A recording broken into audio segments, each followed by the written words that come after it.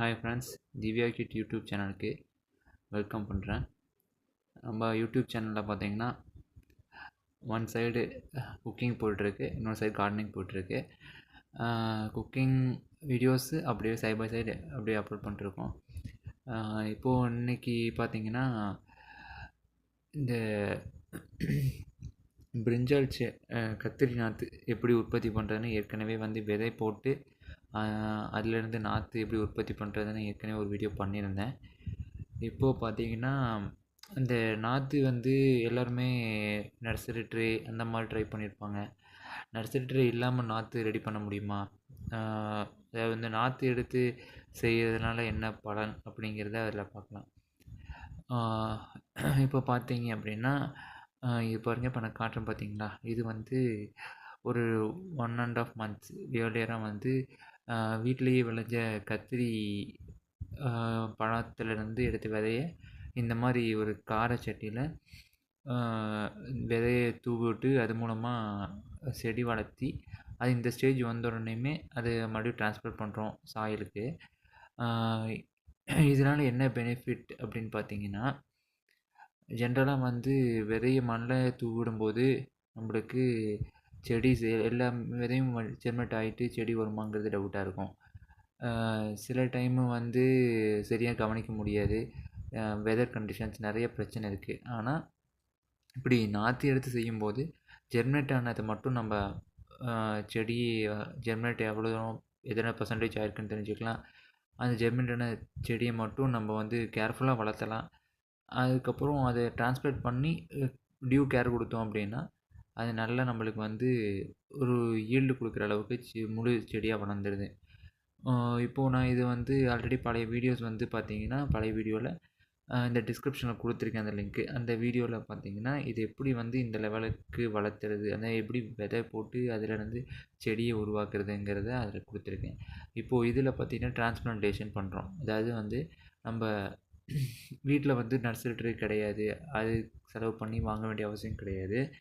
இதில் என்னென்னு பார்த்தீங்கன்னா ஒரு காரச்சட்டி இல்லைன்னா ஏதாவது பிளாஸ்டிக்கு, அதாவது வந்து ஒரு ரொம்ப ஆழம் இல்லாத ஒரு நடுத்தரமான ஒரு பவுலு, அந்த மாதிரி ஒரு பிளாஸ்டிக் டப்பு, அந்த மாதிரி ரொம்ப டெப்த் இல்லாத மாதிரி எடுத்துக்கணும். நான் விதை போட்டதுக்கப்புறம் பார்த்தீங்கன்னா 2 days ஒன்ஸு இதுக்கு அப்படியே வாட்டர் மேலே ஸ்ப்ரே பண்ணிட்டுருந்தேன். இதில் வந்து குறிப்பாக என்ன பார்க்கணும் அப்படின்னா, சீடு போட்டதுக்கப்புறம் வாட்டர் வந்து ஜெர்மினேட் ஆகிற வரைக்கும் கொஞ்சம் சதன்னு வச்சுருக்கணும். அதாவது கொஞ்சம் வாட்டரியாக இருக்கணும் சாயில். அப்படின்னா தான் வந்து ஜெர்மினேஷன் வந்து குயிக்காக நடக்குது. இது ஃபஸ்ட்டு நான் எப்படி தெரிஞ்சுக்கிட்டேன் அப்படின்னா, ஒன்ஸ் நான் வந்து லாஸ்ட் டைம் போடும்போது எல்லாம் 1 week ஒன்ஸ் தண்ணி ஊற்றிட்டு இருந்தேன். ஆனால் வந்து சரியாக ஜெர்மினேட் ஆகலை. ஆனால் 1 week கழித்து ஒரு மழை பெஞ்சுது. மழை பெஞ்சோடனே தண்ணி வடிக்காமல் விட்டேன் அந்த கண்டெய்னர்லேருந்து, அந்த இது சாக்கு மாதிரி இருக்கு இல்லையா, அதில் சீட் போட்டதுலேருந்து வடிக்காமல் விட்டேன். தண்ணி தேங்கி இருந்துச்சு. 2 days அப்புறம் பார்த்தோன்னா எல்லா சீடுமே ஜெர்மினேட் ஆகிடுச்சு. அதுக்கப்புறம் தான் தெரிஞ்சுட்டேன் அந்த சீடு வந்து ஃபஸ்ட்டு ஜெர்மினேட் ஆகிற வரைக்கும் கொஞ்சம் சாயில் வந்து ரொம்ப மாய்ஸ்சராக வச்சுருந்தோம்னா ஜெர்மினேஷன் வந்து அதிகமாக இருக்குது அப்படிங்கிறது கொஞ்சம் தெரிஞ்சு. அடுத்து நெக்ஸ்ட் டைம் இந்த டைம் பண்ணும்போது அதே மாதிரி கொஞ்சம் ஒரு 2 to 3 days வந்து நல்லாவே ஜெர்மினேஷன் ஆகிற வரைக்கும் தண்ணி விட்டுருந்தேன். எல்லா சீட்ஸுமே ஜெர்மினேட் ஆகிடுச்சு. ஜெர்மினேட் ஆன அப்புறம் கொஞ்சம் ரொம்ப டெண்டராக இருக்கும் அந்த, ஏன்னா யங்காக இருக்கும் இல்லையா செடி, அதனால் வந்து ரொம்ப ஃப்ரெஜைலாக இருக்கும். ஃப்ரெஜைல்னால் ரொம்ப சீக்கிரமாக தண்ணி வேகமாக ஃபோர்ஸாக ஊற்றினோன்னா எல்லாமே அடிச்சுட்டு போயிடும். அதனால் கொஞ்சம் ஸ்ப்ரே மட்டும் பண்ணணும், அதை தெளித்து மட்டும் விடணும். தெளித்து விட்டுட்டு 2 days ஒன்ஸு, அப்புறம் 3 days ஒன்ஸ் தெளித்து விட்டுருந்தோம். 3 days ஒன்ஸு ரெகுலராக இந்த ஸ்டேஜ் வரைக்கும் தெளித்து விட்டுருந்தோம். இப்போ என்னென்னா இந்த மாதிரி டிரான்ஸ்பிளான்ட் பண்ணும்போது 2 daysக்கு தண்ணி விடுறது கிடையாது. 2 daysனால் 1 day அட்லீஸ்ட் விடாமல் வச்சுருக்கணும். அப்படின்னா தான் சாயில் ட்ரையாக இருக்கும். ரிமூவ் பண்ணும்போது, அதை டிரான்ஸ்பிளான்ட் பண்ணி எடுக்கும்போது ஈஸியாக வந்து இந்த சாயில் வந்து உங்களுக்கு கெட்டியாக இருக்கும், வேர் லூஸ் ஆகாது, அந்த சாயிலோட வருது. அந்த நர்சரி வந்து அப்படியே ரிமூவ் பண்ணுறாங்களோ அதே மாதிரி இதுலேயும் அதே மாதிரி கட்டி கட்டியாக மண் வேர் அப்படி ஒரு செக்ஷனாக வருது. இது எதுக்காக அப்படி செய்கிறோம் அப்படின்னா, அந்த வேரை எடுத்து நட்டும்போது செடி வந்து சீக்கிரம் வாடிடுது. ஆனால் வேர் மண்ணோட அந்த போட்ட வேர் பிடிச்ச மண்ணோடையே அந்த கட்டியாக எடுத்து வச்சோம் அப்படின்னா அந்த செடி வாடுறது கிடையாது. ஈஸியாக வந்து நம்ம டிரான்ஸ்பிளான்ட் பண்ணக்கூடிய இடத்துலையும் நல்லா ரூட் கேப்சர் ஆகிட்டு நல்லா வளர ஆரம்பிச்சிடுது. அதுக்காக நம்ம வந்து இந்த மாதிரி மெத்தடை ஃபாலோ பண்ணுறது பெட்ரு. எப்பயுமே நாற்று எடுத்து நடுங்க. அப்படியே சீடை வந்து சாயிலில் போட்டுட்டு விட்றாதீங்க. இந்த மாதிரி எடுக்கும்போது நம்மளுக்கு ஒரு நிறைய பாசிபிலிட்டி, அதை வந்து நம்மளுக்கு வந்து ப்ராபபிலிட்டி அதிகம். நல்லா ஈஸியாக ஜெர்மினேட், அந்த ஒரு செடியை வளர்த்தி ஈல்டு எடுக்கிற ப்ராபபிலிட்டி ரொம்ப அதிகம் இந்த மாதிரி நாற்று எடுத்து செய்யும்போது.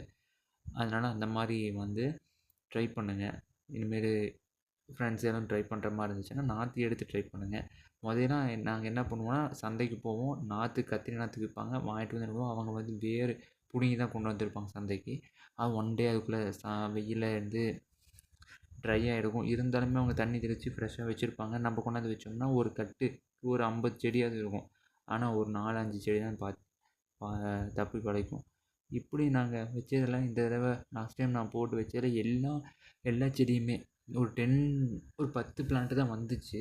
அந்த 10 பிளான்ட்டையுமே நான் காப்பாற்றிட்டேன். நான் பண்ணுற இடத்துல கொஞ்சம் வந்து சாயல் ரொம்ப இருக்கலாக இருக்குது, இருந்தாலும் பிரச்சனை இல்லை, வந்துடும். இப்போ நான் பண்ணிவிட்டு சுற்றியுமே வாட்டர் வந்து பாத்தி மாதிரி முதவே மம்முட்டி வச்சு வெட்டிட்டேன். அந்த சைடில் பாத்திக்கு ரொம்ப சைடில் வந்து செடி நட்டுருக்கேன். தண்ணி ஃப்ளோ ஆகும்போது வேர் அடிச்சுட்டு போகக்கூடாதுன்னு பார்த்திங்கன்னா எல்லாமே எட்ஜில் தான் இருக்கும். தென் பார்த்திங்கன்னா தண்ணியும் வந்து லெவலாக எல்லாம் ஈவனாக போகிற மாதிரி பாத்தி வெட்டிட்டேன்.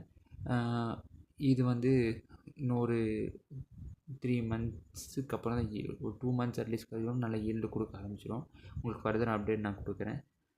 இது வரைக்கும் இல்லை சேனல் சப்ஸ்கிரைப் பண்ணாதவங்க தயவுசெஞ்சு சப்ஸ்கிரைப் பண்ணுங்கள், லைக் அண்ட் ஷேர் பண்ணுங்கள். Thank you friends.